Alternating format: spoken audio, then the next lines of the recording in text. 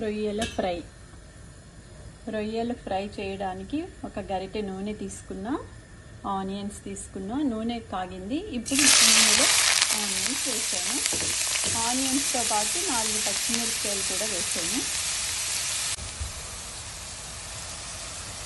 1 spoon అల్లం వెల్లుల్లి paste. శుభ్రంగా ఇది గోల్డెన్ బ్రౌన్ వచ్చే వరకు వేయాలి.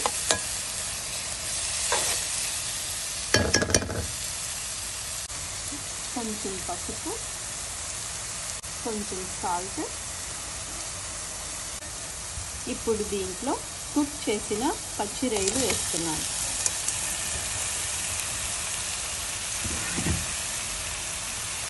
శుభ్రంగా ఒకసారి కలుపుకోవాలి.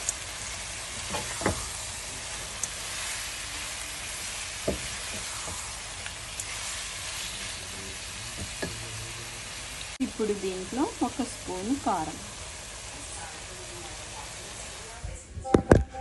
కొంచెం ధనియాల పౌడర్, కొంచెం గరం మసాలా పౌడర్. ఇది శుభ్రంగా కలుపుకోవాలి. కలిపేసాక ఒక 15 నిమిషాలు చిన్న మంటలో ఉడకాలి. ఇది ఆల్రెడీ కుక్ అయిన రొయ్యలు కాబట్టి 15 నిమిషాలు ఉడికితే చాలు. రొయ్యల ఫ్రై రెడీ అయిపోతుంది.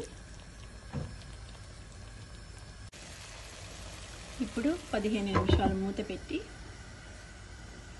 ఇప్పుడు మూత తీసి 1 స్పూను నిమ్మకాయ రసం వేయాలి. కొంచెం కొబ్బరి పొడి. ఫ్రై రెడీ అయిపోతుంది. శుభ్రంగా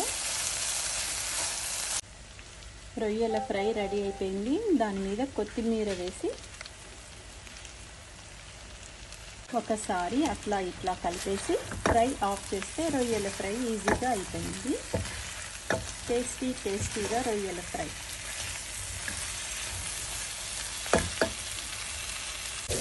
రొయ్యల ఫ్రై రెడీ అయిపోయింది. చూడండి, ఈజీగా రొయ్యల ఫ్రై అంటే ఈజీగా అయిపోయింది.